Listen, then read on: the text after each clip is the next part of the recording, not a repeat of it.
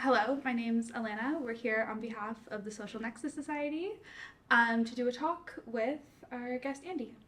And I'm Fiona, and I'm also part of the Social Nexus Society.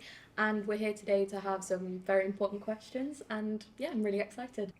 Yeah, good. I'm Andy Marshall. I'm the chairperson of the Justice for the Cardiff 5 campaign. Had a long history of working with them, also a long history as a political activist. I work now in training mostly in the field of mental well-being and in inclusion, diversity and equality, as an area which is under much attack, Yeah, but which is still really, really important. yeah. Yeah. Thank you so much That's for all your right. time. For those who may be unfamiliar, maybe studying different courses, can you define miscarriage of justice and explain what that means? Okay, so in common terms, it's basically when someone has gone through the justice system and it turns out that they were wrongfully convicted and they're eventually released. That's the theory. The term miscarriage of justice actually goes back to the 17th century. Miscarriage in the sense of a mistake of justice. I don't think it's a good term anymore. Sure, there are mistakes, genuine mistakes. I think there are three different types of wrongful convictions.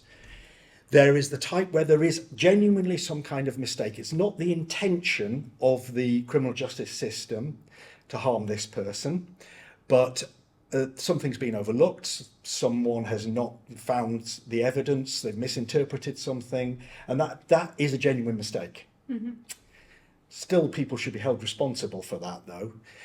Then there's a category which is sometimes called the noble cause corruption, Yeah. where the police basically they convince they've got the right person, they can't quite get the evidence, so they will create it.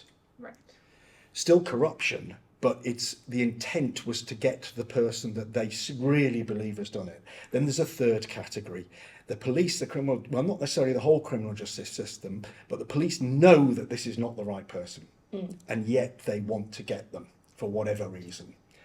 So it's a carriage of injustice rather than miscarriage of justice. That's what the Cardiff Five was, and many others as well. Yeah. Right. I understand you're heavily involved in campaigning for justice on behalf of the Cardiff Five. Yeah. Can you explain your role and how you first got involved with that campaign? Yeah. Can I tell the story a Of bit course. and where I fitted into that Yes. story, just in case people don't know about Yes. the history of the Cardiff Five?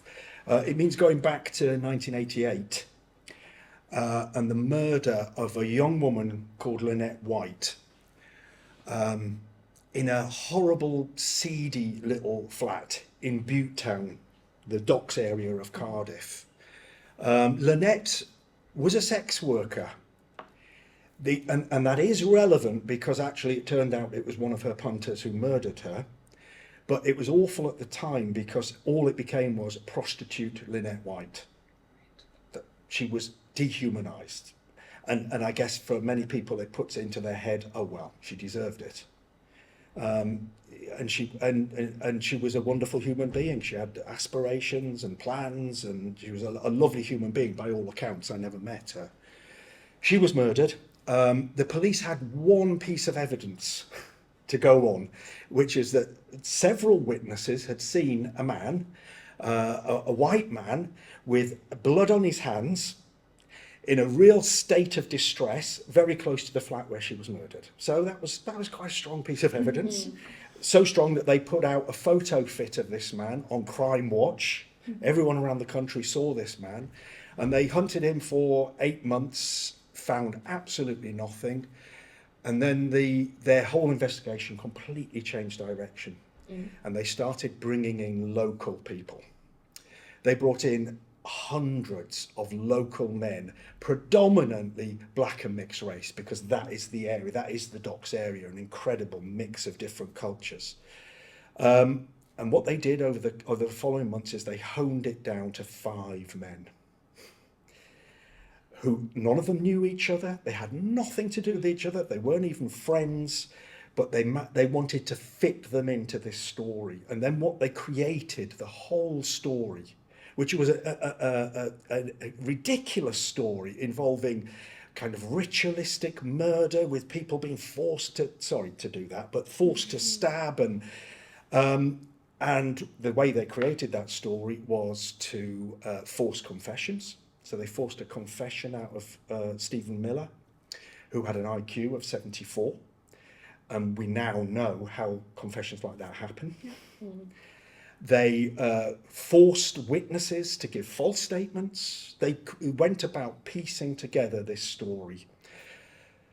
So the 5 of them went to court in Swansea, a hostile place for 5 black men at that time, you understand. All white jury, very little multiculturalism in Swansea back in the late 1980s. The day before the judge was due to sum up, a year after the trial started, he died.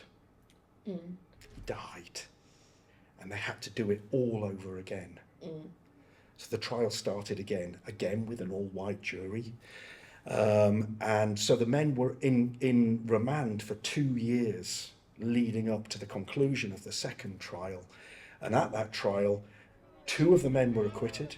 John Actie and Ronnie Actie were acquitted, and 3 men were found guilty and sentenced to life in prison. And I'll just give you the names. It's Tony Paris, Yusuf Abdullahi and Stephen Miller were found guilty.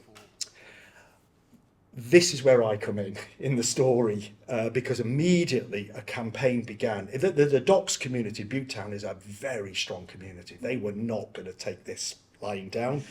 They started a campaign called Free the Cardiff 3. There's some confusion sometimes. Is it Cardiff 3, Cardiff 5? Well, it was Free the Cardiff 3 because 3 of them had been imprisoned. I'll come on to why it's now the Cardiff 5 in a bit. And I joined that campaign. I made a big banner. You might see on some of the material from that time, a big banner with the 3 faces of the men on it and so on. Became very close with Lloyd and Malik, who were the brothers of Tony Paris and Yusuf. They were their brothers. And we worked tirelessly to get them out. And they did. They did come out. They were released on appeal in 1992. And we all thought, brilliant, we've done it, that's it. But it wasn't. No. That was the beginning of it. So I've talked a long time. Is there anything you want to hone? There's lots more to the story, but if there's anything you wanted to hone in on. It's absolutely brilliant, and it was the longest. I think it might have just been overtaken trial in miscarriage of justice in the whole of the UK, which I think is insanity. But I was kind of wondering, as in like now, present day, what is something that you're really passionate about? As I know that was quite a long time ago. What in current days? Yeah, that's interesting because it was a long time ago. I was involved in left-wing politics at the time. I was a member of an organisation called the Marxist Party, and that's how I got involved in that.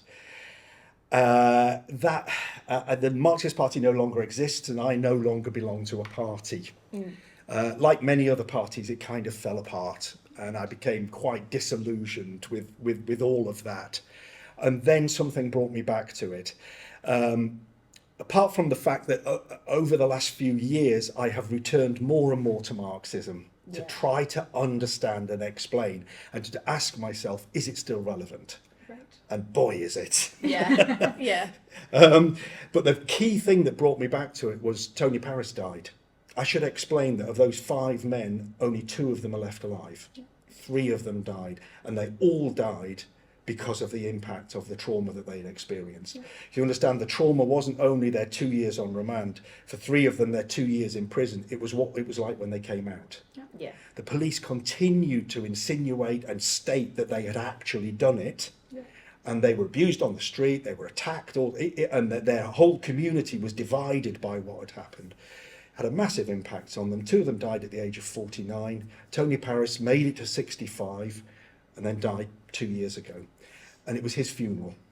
I saw that he died. I thought, I've got to go to this. And I went to the funeral, saw Lloyd, still with his dreads, but now grey. And thinking, would he even recognise me? You know, because I must look similarly much older. And he saw me and he said, you made the banner. You made the, and I just knew in that moment that that making of that banner was so significant. He said, "You made the banner. Someone stole it, and I want you to make another one." Yeah. And we got talking, met up with John Actie, who was there as well, and we just decided, and Kervin Julian, another big campaigner, and we decided we've got to get this going again. Because no justice has been had. They may have been released, no justice has been had for them. In fact, completely the opposite, maintenance of injustice right through. I'll come back to the police that. But this time, it's not the Cardiff 3, it's the Cardiff 5, because all 5 of those men were severely impacted and traumatised by this. Yeah. So yeah, and you can hopefully tell I'm passionate about it. Yeah. Because even though this was back in 1990, the reason why we're campaigning now is because that kind of injustice continues. Yeah. Different forms, but it continues, and people still go to prison absolutely set up knowing that they hadn't actually done it. So, and there's still a large element of racism in the way that the police handle things now, as it absolutely was back then. So it's not a piece of history. It's history which lives in today, and that's what I'm passionate about. Yeah, that's amazing. No, I think it's very interesting to hear the parallels between the pursuit of justice and Marxism as an ideology. Is that something that you've kept with you the whole time? But I'm more interested in sort of that almost like light switch moment, right? That you're speaking there to. Yeah.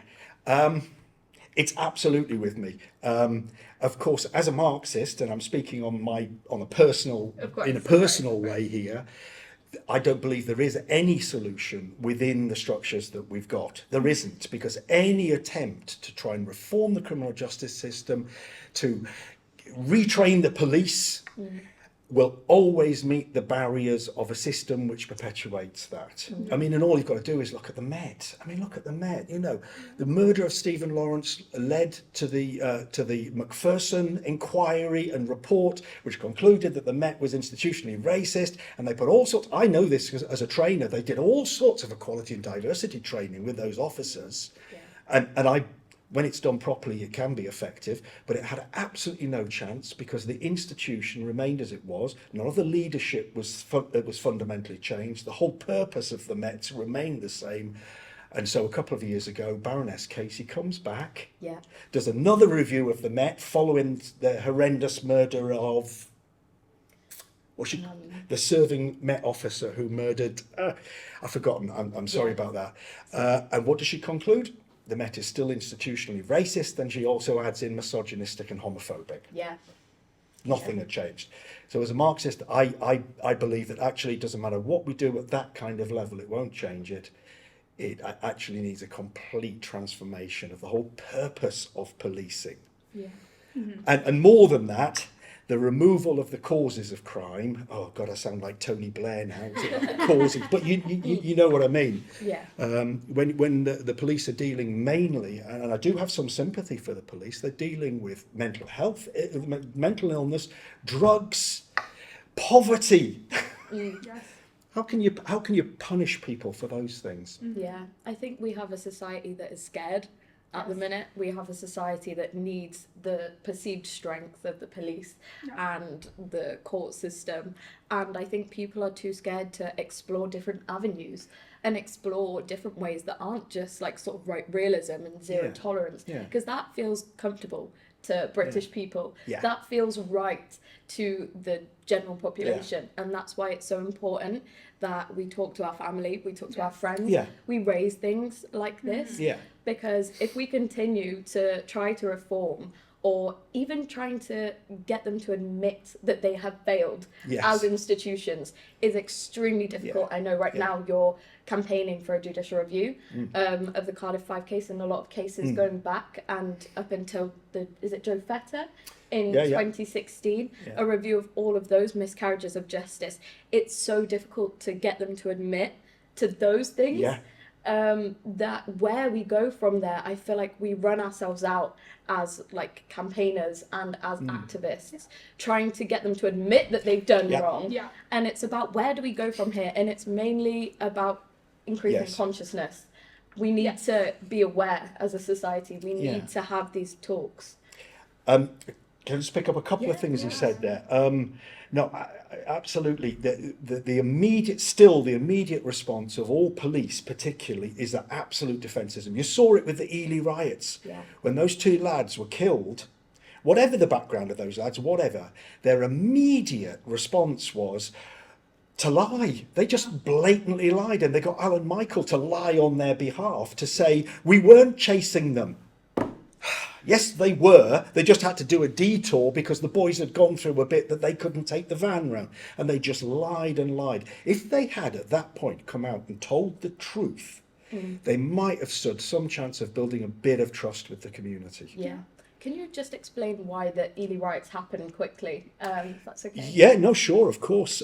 So basically, I should explain a little bit about Ely, first of all. Ely is one of the most socio-economically deprived areas of Cardiff. It has been for a long time. It's perhaps slightly better now, but it's still the place where people are either sent when they're pushed out of other areas, which happens a lot, of course, as areas are gentrified and so on. Or, of course, you've got people who've lived there very happily for generations, and that, there's a strong community there. 2 boys were on e-bikes. Apparently they had gone up towards the police and taunted them. They were, how old were they? 13, something like that. Of course these boys went up and taunted the police because of the whole history of antagonism with the police. Because I should say this was not the first Ely riot. Yeah. There's been a history of riots there. So the police in a van started chasing them on these e-bikes. And the boys scooted off as quickly as they could. As I say, the police couldn't follow them directly, but there is door cam after door cam footage of this van chasing these boys. And then they had to take a detour. They came back round. They continued chasing them. Basically, the boys both died. Yeah. They crashed. They crashed and they died. In a sense, you could ask, well, what was the purpose of chasing them? What was all? But the point was that they just completely lied and tried to deny all responsibility, and that's what caused the riot. Yeah. Plus the fact that they cordoned off the area where these boys lay dead and refused to let their families in. There may be protocols, but if they had just let their families in to show that basic human decency, that would have stopped the crowds gathering and getting angrier and angrier and angrier. Yeah. It really is a pattern. It's very similar to the London riots and also similar to a lot of other miscarriage of justice cases, like Annette Hewins, because she was from a very impoverished area, the Gurnall's estate, I think. Yes, it was, and it's pretty much the same thing. These people, by our institutions that we should trust and believe in, are just completely screwed over. Yeah. Time after time after time. And I think that there's a real lack of knowledge about that, about some of the things that are going on in Wales specifically with the police department, particularly South Wales Police Department has such an insanely high rate of miscarriages of justice.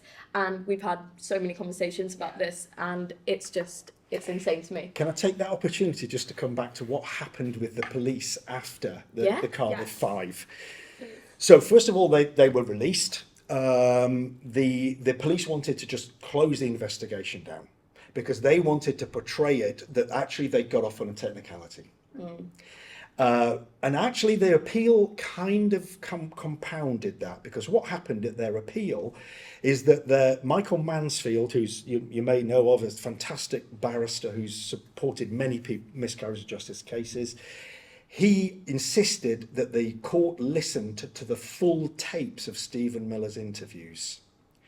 And what he showed over 17 tapes was the way in which they had, but I would put it, I wouldn't hold back from saying tortured this man. They tortured him, telling him again and again and again, you did it, Stephen, you did it, till he was absolutely exhausted, broken down, couldn't compute anything, and eventually regurgitated what they told. So Mike Mansfield insisted that the court heard all of this. The judge said, this is outrageous. I cannot believe this has happened. Boof, you're free. They never heard all the rest of it. Masses of other examples of how people were coerced into giving witness statements, alibi evidence completely ignored, etc. So the full truth never came out. So the police could portray this, that they'd got off on the technicality that they had just interviewed him in the wrong way. So it was perpetuated for a long time. They didn't want to reinvestigate, but eventually they were forced to. And an amazing forensic scientist called Angela Gallup was brought in and did an incredible job recreating the flat where Lynette was murdered, etc., discovering new DNA samples, and they found that they got a full DNA sample. And then through painstaking investigation, they matched it eventually through a very long, and they found the real killer, a man called Jeffrey Gafford, who remarkably, not remarkably at all, looked just like the photo fit that they'd used at the beginning. So that was 2003. He went to prison. He's just been released. He's just been released on parole. I won't get into that. But sorry, I'll get onto the police. And then finally, in 2011, 11 or 12 of the officers who were involved in this finally were arrested and put on trial for corruption. So there was some hopes. John Actie from the very beginning said there's no way they would. And he was absolutely right. Because what he saw was that if they did put these officers in prison, it would completely undermine the whole system. It would show, absolutely, you're talking about raising people's consciousness, it would show people, oh my God, we can't trust the police at all. And he knew it was never going to happen, and it didn't. The trial was collapsed on the basis that a piece of evidence had gone missing. The evidence itself was inconsequential, but it was to do with disclosure. And you remember. So they closed it down. They said, we've got to kick this out. The officers walked free, and then the piece of evidence turned up a couple of weeks later in an evidence box in a police station. I mean, you know, an inquiry after this concluded that there wasn't any malice involved in this. It was all human error. None of us believe that whatsoever. No. It had to happen that way. Otherwise, what you're talking about is the collapse of a complete system. In fact, the police tried to use that police corruption trial as a way of reinforcing that these were actually the right men. In court, they tried to say that Jeffrey Gafford had done it, but these guys had done it with him. And they were constantly trying to put them back on trial. And even after the police corruption thing collapsed, they still continued to try to get across the idea that John Actie, Tony Paris, who was still alive at that point, had really been involved. The others were dead by that point, of course. But I do think a statistic we found that kind of links to all of this is that black defendants' sentences are so much longer than white defendants, 8 to 12 months longer. And that is a Welsh statistic. It is very insane to me, and that's recent. That was from 2010 to 2022. And there's another element to that. Black prisoners are much more likely to do the full sentence or longer sentences when they're in prison as well. And the only explanation is prejudice. Do you think there's anything that we can do, because obviously you train in diversity and equality, is there anything you're doing at the minute that you think can change that? I don't get to reach high court judges, magistrates, or now prison officers. I did used to work in prisons and work with some prison officers. I can just say, some prison officers are absolutely brilliant. Their interest is the welfare of the prisoners and getting them through this and getting them out and never seeing them again. Absolutely genuinely. And I do believe that some police officers are exactly the same. They've joined up to serve the community, and they do. but they're working all of them in a system that is exactly the opposite of that. So can I come back to something you said earlier? You said about raising consciousness. Raising consciousness is important, but for me, all of the work that is done on trying to change society for the better focuses on raising consciousness. And it doesn't work by itself. Because all that happens is people start to get more aware. Oh, that's awful. Oh, that's awful. And then nothing practical changes, and people get more and more cynical, and they do less and less. Yeah. So the raising awareness and consciousness is important, but only if it is accompanied by changing structures. As the Marxist in me says, and what underpins the structures, it's the whole economy. Yes. And we have to come back to capitalism. Yeah. We have to, because capitalism drives the penal system, it drives the education to prison pipeline, and I'm very familiar with that, having been a teacher and then working in prisons. It drives it all, and it also requires it. Yeah.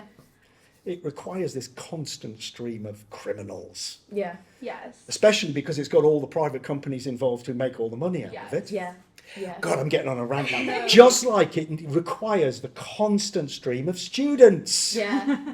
No, you know, listen, when I went to university, maybe a third of people went to university from my school, less than that. And then it's become industrialised. Let's get as many students through as we can. We'll build huge empires of capital around it. The universities have all turned into businesses now. Yeah. And then there's a student accommodation, and of course Private the loan accommodation. companies, Yeah. all of that. And then most of them come out. Did you know that the UK has the most overqualified workforce in Europe? Yeah. Yeah. I'm really hoping that you end up in good work, but you might end up in McDonald's. Yeah. Yeah. To be fair, that is Sorry, that's a real rant, but it's just no. about how That's why it's important we reach Yes. people in university and also start like raising awareness isn't enough. Yes, I think Yeah. that's sort of the point that I want to bounce off on, and not to sound like too much of a cynic myself. Yeah. But I wonder, in your opinion, how do you, for lack of a better word, capitalize off of moments of public interest? Yeah. Yeah. And what do you think is the best way to take that sort of motivation from groups of people who aren't engaged, right, like us every day, and tunnel that into something productive? Because that's because good, I think personally, not to project, I think there's a fine line between feeling like you're in some way exploited of yourself there, from trying to bounce off that, but I'm just not sure how else you get the ball rolling. I'm not. I don't mean to sound like I'm belittling the importance of raising consciousness. Yes. The problem is that in itself, it doesn't affect change. Exactly. Societal change. Yeah. That's really interesting. Can I give you some specific examples of that? And I'm just going to reference Mike Mansfield that I mentioned earlier.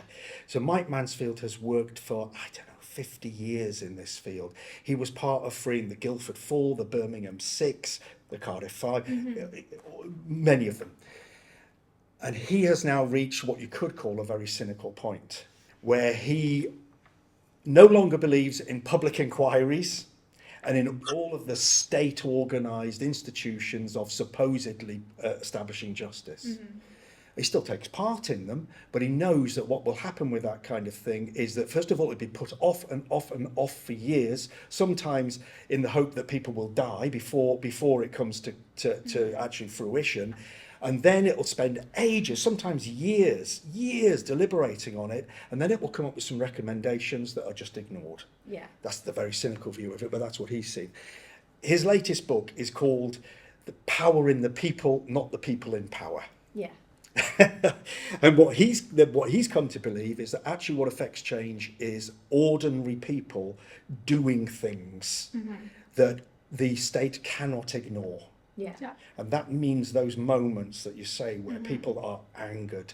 And then we've had one very recently, haven't we, with the post office inquiry. Yeah.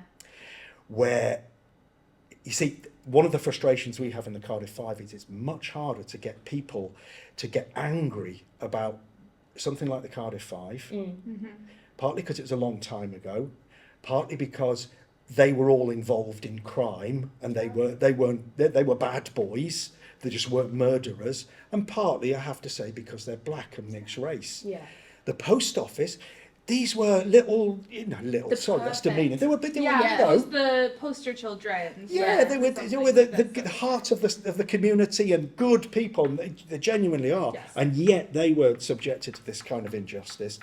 But and so there was all the inquiry and all of that, and people were outraged by it. But what really sparked off the outrage and the action was that ITV programme. Yeah. Wasn't it? Even my grandmother watched it. Absolutely. She, like many of our grandparents in our generation, are sometimes more conservative, and she still watched it. Absolutely horrified. She was, wasn't she? Yeah, horrified. And like, oh my goodness, I didn't know this was possible. Yeah. And what the action that produced, or one of them that was really, really good, was the amount of people that signed a petition to get what you call, name's going out my head now, the woman who had been in charge of the post office at the time, to get her stripped of her MBE or whatever it was.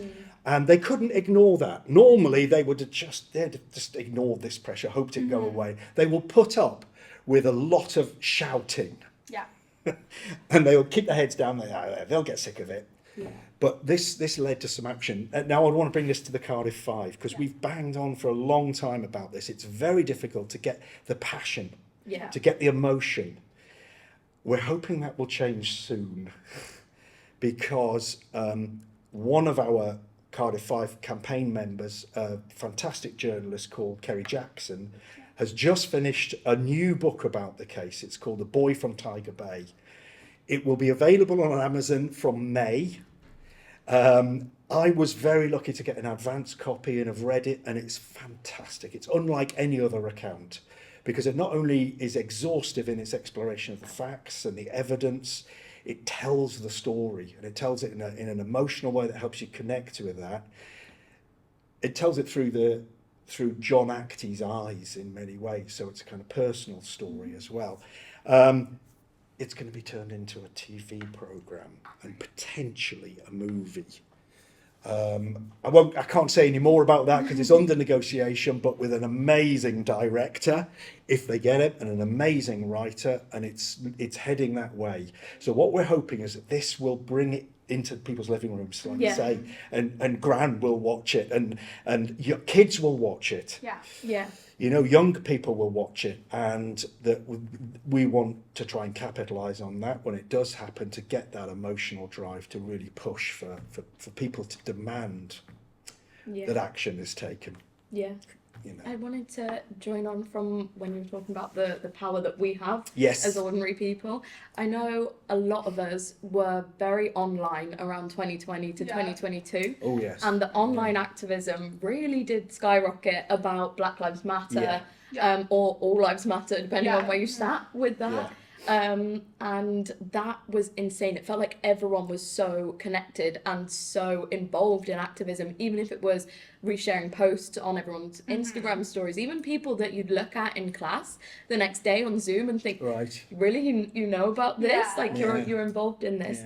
And that disappeared. That has disappeared because now we see there was so much drive for George Floyd, and then also there was like the flip side of that when it looked at I can't remember her name. Maybe it was Brianna or something. When they were looking at how females and sort of a more intersectional view of how Black women are treated by the police. That was insane. That everyone knew about that and was really passionate about that, and it's kind of died out now. And like we previously mentioned, we've had these reports. I wonder what the missing link is, right? What the missing link is between the outrage and the anger and turning that into something tangible. Living room to exactly, right? It's because how do you turn outrage from a riot on the street into something tangible? How do you turn social media virality? How do you turn, And the even Sunday when program it does into it. get to protesting, I went to a lot and live near Nottingham, and I attended the Black Lives Matter protest, the rec round, and that was extremely moving, and there was not any violence that I witnessed personally. Obviously I can't speak for everyone's experience, but there was a lot of poetry, a lot of emotional speeches, there was a lot of just community and idea sharing, and it was really moving, and it was incredible. And then obviously you can Google it now, and there will just be nothing on that, and stuff on like the police presence that was there, and it doesn't speak to how powerful it was. So I think what is important is that we keep doing this, because yes, I know since 2020 everything's changed a little bit in terms of like how much time we are spending on our phones, but I just think that movements like that, please get involved. Persistence is essential, and it can be really hard. I mean, I know this, and I know other members of our campaign who get absolutely ground down and you know, dispirited because of the apparent lack of progress. I'm someone who likes things to happen quickly. Kerry Jackson keeps telling me it takes time, Andy. You've got to persist, and we do, and then we have to look for the moments. Yeah. Can I just go back to something you said earlier on about us living in fear? Yeah. I want to just flip that, and we're lots of us are living in fear, but I think the people who are living in the most fear are actually the establishment. Wow. Right. And no, I do. I think they are shitting themselves. Yeah. Because the cracks are opening up in this edifice of criminal justice. You know, the Casey report started opening that up. I know this for certain within South Wales Police, because I've met them and talked to them. There are people who are absolutely committed to justice and to getting the Cardiff Five, justice for the Cardiff Five. And these are senior people. I know how hard they will have to push. They might not last, they might give up. But the cracks are opening up, and I think we have to keep our momentum, because there will come times where we can open up those cracks even further. And they won't be able to just brush things under the carpet and so on. Mike O'Brien's case of I know you're going to talk to Mike about this, about the bed and board. Yes. Yeah. You know, bed and board, the fact that the state charges people who were wrongly convicted for the time that they spent in prison, and does not charge people who were rightly convicted. Well, rightly is in inverted commas, because a lot of the people that are convicted shouldn't be in prison. And that potentially is a moment. Mike got a massive response to that. Again, who couldn't look at that and say, that is ridiculous, that's unjust. Exactly. And Mike is fighting it through the courts, and he's getting massive pushback on that, but he's persisting. We're persisting, and there will come a point, we hope, where we can say, right, look, let's really use this to get action from people, because the understanding is that let's get some action from people, you know. Yeah, I think my message would be like, don't be scared, because things are happening anyway, whether you know about them or not. These bad things are occurring, and there is no point in ignoring it. Equally is like, if you're a student like us and you're very involved in things like that, take breaks, take time for yourself to learn about something nice that's going on in the world. I will just say there are good things happening as well. Yeah, no, absolutely. But I would say if you're scared, that's fine. You should be, and I do think that's an amazing perspective to have, that they're more scared than us. What they work on is learned helplessness. You must have done this in psychology. If they've created conditions where people cannot escape, they feel completely powerless and unable to do it, they're much less likely to take action in the future. And they rely absolutely on that. Some of it is by force. We'll go in and literally batten these people and scare them to death. Some of it is by just long drawn out, we'll just let this sit for a long time until people give up. And that's what they want. That's why we can't do it. We've got to persist. And I think that's a really nice thing that you said, the moments where people come together with particular historical, political circumstances, and something big can happen. Yeah. Yeah. So this is the revolutionary coming out here again. It's coming out in all of us a little bit. How can people get involved with the Cardiff 5 campaign as you did? No, absolutely. Well, the most direct way is to go to our website, and it's a membership organisation. People can sign up. You can pay a contribution towards the campaign if you want. You don't have to. You can sign up, and then you'll become part of our circle when we organise things. People will know about it. We'll keep people updated. They can show support. So that's the most direct way. Yeah. Yeah. Like you did, make the banner. You know. Yes, indeed. No, absolutely. And the main thing we need is bodies, people on, because no, absolutely. You know, we go to demonstrations. We haven't been for a little while, but we need a contingent of people who are there for our campaign. You know. And leafleting and whatever else we might do. But yes, it'd be great if people could sign up and have a look at the website. There's loads of really, really good stuff on there. Yeah, we'll we'll include all of that. Yeah. I think. Yeah, definitely. Yeah. Just a question: what do you think a just society looks like to you? What does a just society look like? Oh, it looks like communism. But not communism as people commonly understand. People, you know, you talk about communism and people go to Stalinism, basically. Yeah. Mm-hmm. Yeah. And of course, Stalinism was the opposite. Sorry, I'm No, going into all my roots here. And of course, people might go to what happened before Stalinism and in the early years of the Russian Revolution. They might say, well, what was that?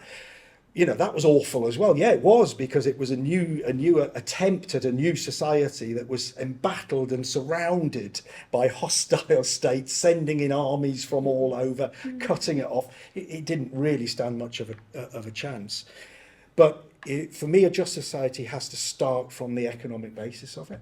Yeah. It has to. It cannot be based on the exploitation of people for the accumulation of private profit. Yeah. It can't be, Yeah. because that's the problem now. That's why every single injustice, every single threat to the future of the planet that we have, whether it's environmental degradation or nuclear war, the root of it is in the drive for private ownership, private profit. Yeah. And sorry, I'm getting going now. No, it's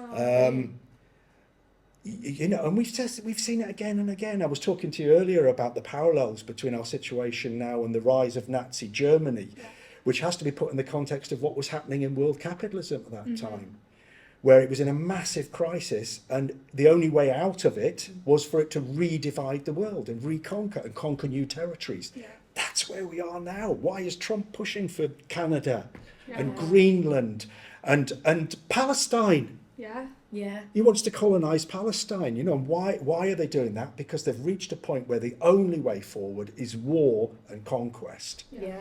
And from an economic basis as well, as that happens and recession, we head into recession, things get bought and purchased by the very few people in society that aren't affected by recession, and that just furthers their personal gain and their capital, and it furthers this divide between the wealthiest and the poorest.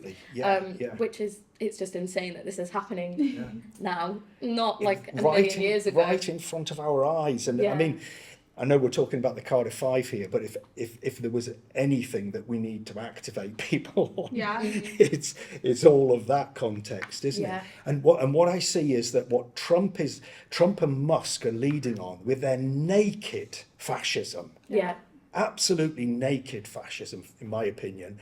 Look what Starmer's doing. They're bloody following. They are following. Oh, we're gonna cut loads of jobs from the civil service and the NHS and all of that.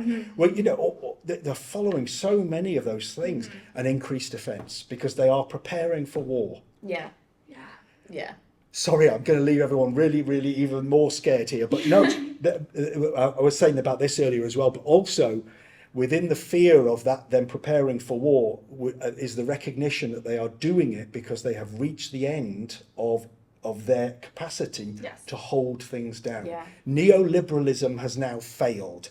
They can't perpetuate the exploitation of the global south or of people of colour in this country by the means that they've done it for a long time now, which is kind of, it's not subtle, but it's under the radar, and everything is coming out more openly.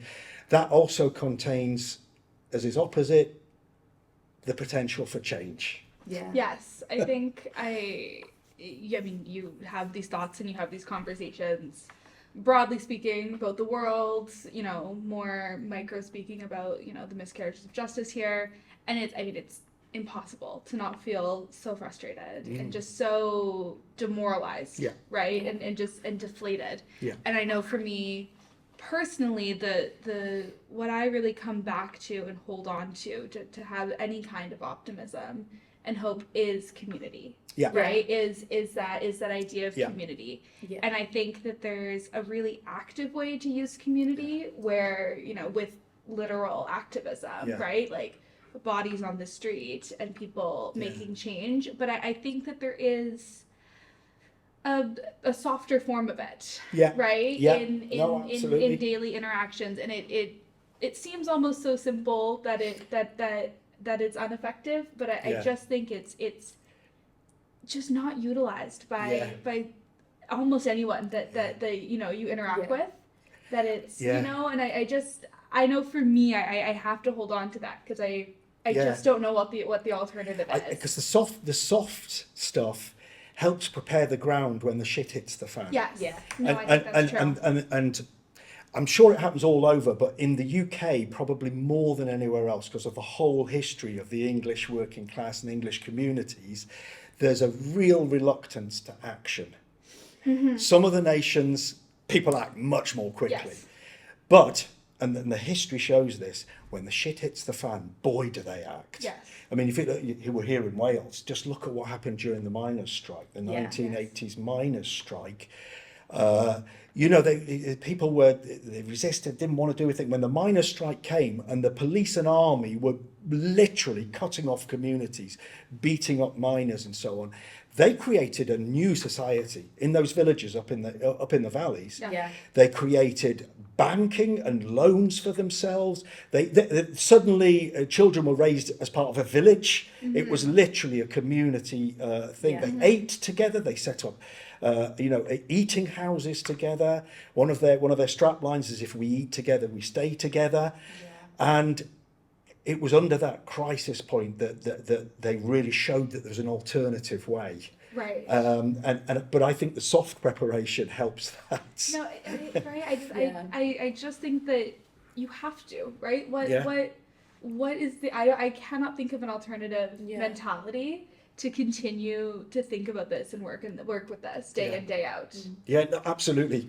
Yeah. Otherwise, you would just give up. Yes, right. No, absolutely. I'm working hard on my optimism in this situation. Yeah.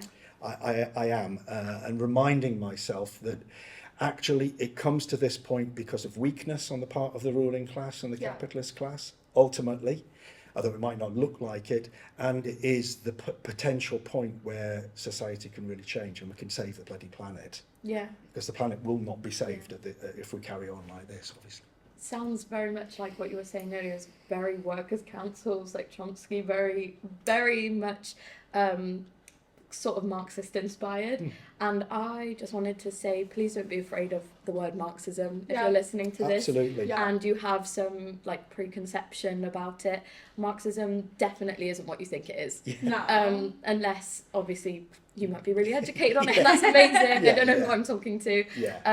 But Marxism is never what you think it is. And you hear the same debates about Marxism over and over again, and you constantly hear it doesn't work in practice. Because we never get it to that point. It's never been put into practice. It's never been put into practice with the pure actual intention of the theoretical perspectives.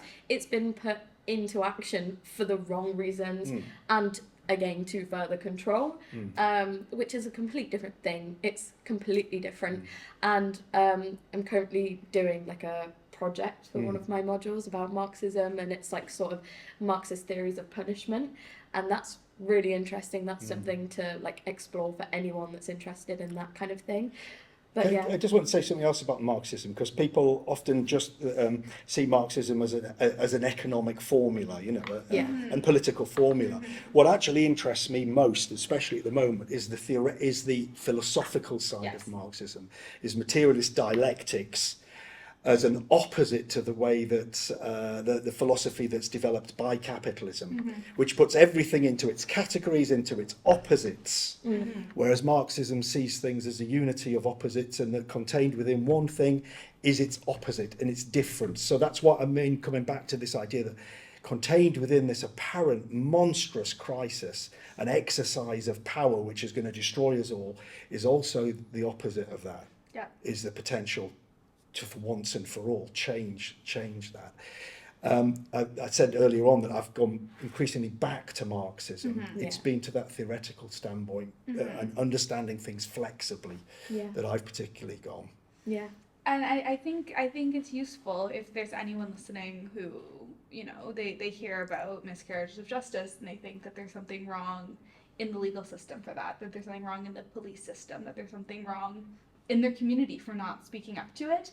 I think that reframing that to understand is those are all sort of, ways to step into the shallow end of some kind of theoretical Marxism, right? That and I think it's useful for people to just, realize that through questioning that system, ultimately, like you said earlier, they are questioning capitalism, right? And that there's, even just as a thought experiment to sort of marinate in your mind.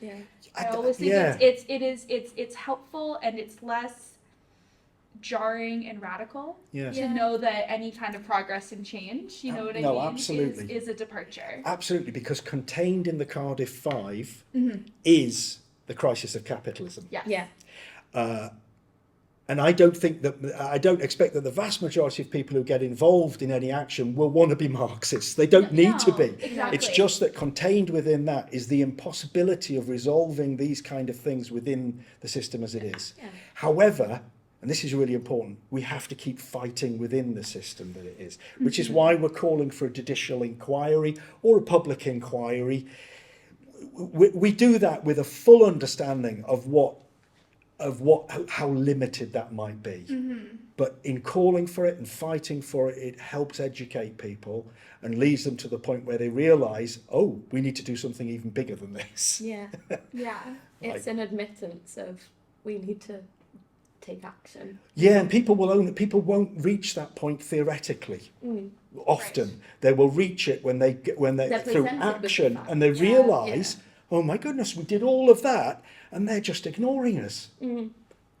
That's when people are really, I think pushed. This is the symptoms of capitalism. So, that's what we're discussing. So, miscarriages of justice, police corruption, inequalities in race and ethnicity and class. These are all symptoms of a capitalist system. And absolutely. I think that's just my opinion. People might think differently about this, but I think that's important to know. Absolutely. And you said earlier on about the growing disparity between the rich and the poor, which people like to think, oh no, but we've got so much wealthier over the last 50 years, and in some regards we have, but that disparity is and that's kind of at the heart of that capital accumulation and power grab. And also capitalism is destroying its own system. So we see them cutting their own funding for their own institutions of control. Prisons are struggling so massively recently in recruiting and labour turnover in police officing. I don't know what the right word is, and also becoming prison officers. It is one of the highest labour turnovers in jobs in the UK. It's stressful. I mean, it's hard. After the Second World War, they put in place, with the newly conquered territories and all of the capital that they gained from that, they realised that this is where they took a new strategy, neoliberalism. We've got to placate the working class and people in Zambia and people in India. We've got to placate them because actually we can exploit them better. And so they put in place the Marshall Plan, all these things, the National Health Service in the UK to placate, and it's done a great job of doing that. Continue exploiting the African masses in a different way. We don't have to go slavery anymore. We do a different form of slavery. And that's crumbling. Those systems of a different kind of oppression are crumbling. The National Health Service, people. That was what people won through the war. That's what they could tangibly see. We fought the Nazis and we got the NHS system. Of course, it was never really about that, but and it's crumbling. So people will very quickly, I think, realise that something different is needed. People are becoming disillusioned, especially with Brexit and the lies, the blatant lies that they told over Brexit, and how people that were so far right have now become like centre to left because of the lying, the blatant lying, and just failure after failure. And I think it's really powerful, actually, that we are seeing through it. It is, absolutely. And as students as well, we're not afraid to learn about it, and we are being taught about this. So in one of my modules, like penology and punishment, we're learning about, our lectures are titled like failings of the prison, or like the state of prisons in the UK. That is what we are learning about in lectures at university level. It's not some left-wing hoax. No, it's not some like blue head complaining going on. No, like this is real. This is a real crisis, and we're learning about this in education settings. Yeah. Do you not have to stop and put the other point of view in all of your essays, though? Yeah, to be fair, and we still do. I find that like I love talking with other like social science degrees, and I mean back home in Canada when I was a philosophy major, it was very much like these are the things that we talk about. But I'm doing law now, and we don't talk about this.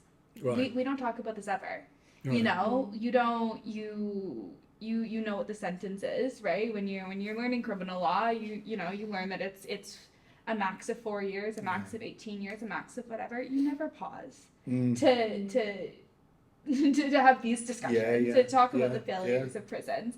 And I think it's such a shame, while at the same time I think completely indicative of the system, to get people in who are rewarded for never questioning this. Right, you know, and they can go on to be a lawyer. Exactly. Exactly. You know, and I think it's fascinating for me that my education before here questioned it, and that I know that things on this campus are sparking this kind of conversation, but law itself in this country really like there's just such like a gap. I fear. Yeah, and it's worth just saying that with the Cardiff Five, I've talked a lot about the police, but it was the whole criminal justice system that caused what happened. Yeah. That from the Crown Prosecution Service through to the I can't remember. They keep changing the names. Yeah. The organisation that puts them forward for appeal and all of the CCRC. And all of those, it's all of that. Not as blatantly as the police, but all of it. Yeah. Can I ask you, how was your experience working in a prison firsthand? Yeah, well, I worked in lots of prisons. So I used to work for a theatre company, an amazing theatre company, is a bit plug, called Geese Theatre Company, who work across the criminal justice system using theatre and drama particularly to help people in prison consider their life choices, their behaviours, why they keep going in and out of prison, and it was very effective for some people. Let's be frank about it. For some people, very effective. It was an intense 4 years of enormous learning for me, but also really hard. Some of those prisons were back then, and this was in the early 2000s. Some of the prisons were just hideous. Yeah. No. And you thought that was where I really first started questioning, what is this about? This is not about. This is nothing to do with justice for society or reforming anyone. Mm-hmm. Generally, it's not. And just to see how many of the young people in there, sorry, I should explain, I was a teacher before that. And I saw in schools, don't get me onto the whole education system, how schools create prisoners in this system, because the kids who were ignored had completely undiagnosed issues, and even if they were diagnosed, the system couldn't really support them in the way that education is. So they end up in prison. And then they end up in many of them in just a revolving door, and then that's the industry. That's the industry that's created. So it was amazing. I also met some amazing people in prison and got to know them. It's a weird experience when you are working with someone who you know has murdered 4 people and has got 4 consecutive life sentences, and I won't even go into how that happened. And you are working with them and you think you are a good person. And you've worked so hard on yourself and you've changed, and if you were given the right support in here, because of course someone who's done that has to have something has to happen to them. But I'm not saying abolitionism is not about just not doing anything for people like that. Of course, it's primarily about getting rid of the conditions that cause people to do stuff like that. But if he was given the right support, he could go out and he could actually be a really good member of society and so on. But so many aren't. They do a load of work. They do a load of work in prison, or they used to. They don't get to do that so much now. They come out. There's no chance. It all disappears and they go straight back in. Before coming here and moving here, I don't think I really had an idea of the Welsh prison statistics and the Welsh prison population. And it wasn't until last year even that I learned that Wales has the highest prison population in all of Western Europe. And that is right. And it kind of takes the the wind out of you. The number here is that it's 171 prisoners per 100,000 people. And in 2023, the Wales prison population rose to 5,034, which is the highest ever recorded since the Welsh government began collecting data. And that it's this very, I don't know, hard to sit with fact, because I don't think it's something that, at least from someone who's Canadian and not from here, it's not something I think of when I think of Wales. Right. And it's not something that I think of when I think of the UK more generally, but it's really not something I think of when I think of Wales. And I mean, bear in mind that of course that those Welsh prisons will be full of English prisoners as well. So it's not just that it's what happens in Wales. And I should say these numbers are also only for men, because there are no women's prisons in Wales. So there's a couple caveats there. But sure. Even with that in mind, it's just crazy. No, the prison population across the board is increasing. It's a dead end, absolute dead end. Except for the people who are making profit from it. As students in social sciences or maybe other degrees, you might be a bit concerned going into the workforce, as we've just spoken about so much corruption in the prison system and policing and in the entire world, it feels at the minute.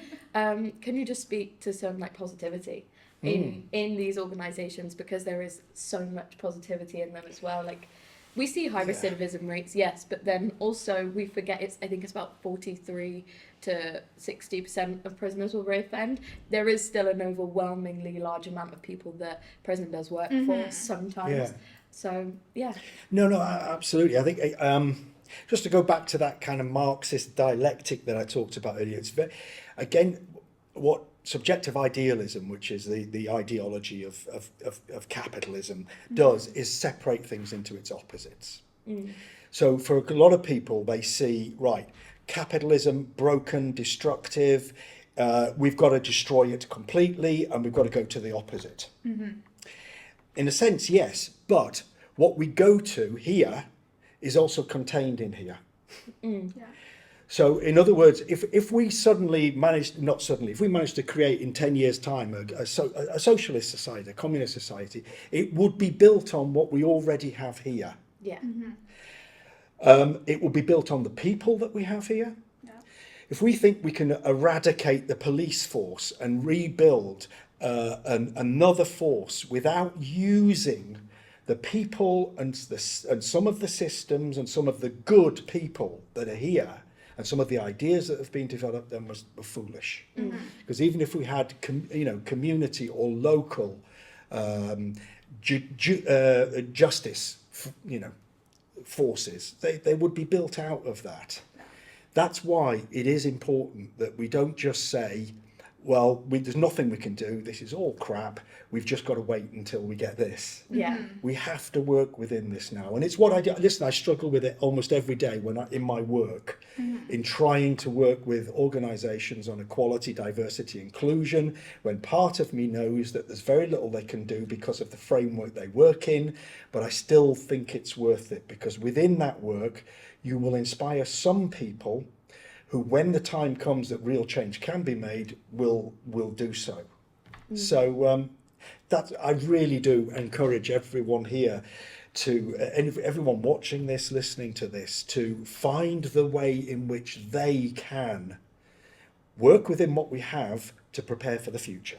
Yeah. And obviously, from a personal point of view, I'd appeal to people to do that through miscarriages of justice cases is one great way of doing that. Yeah. Because as I said earlier, in a sense, that contains the kind of essence of what the problem is, and it's immediate stuff that people can do that will help build a better justice system. And a better society. They can't ignore us forever, and even if it is you just sign Michael O'Brien's Ben Board campaign, he was part of the Cardiff Newsagent Free, just a little circle back, to get his money recompensated, which was £37,000 that he had taken off of him for being wrongly imprisoned. That's outrageous. That is outrageous. So even if it's these small things like that, and having a nice coffee with your friend, having a chat, keep the community, keep communities alive, keep positive, and just do what you can with what you have. That's the main takeaway, I guess. And persist. Yeah. Show up and present.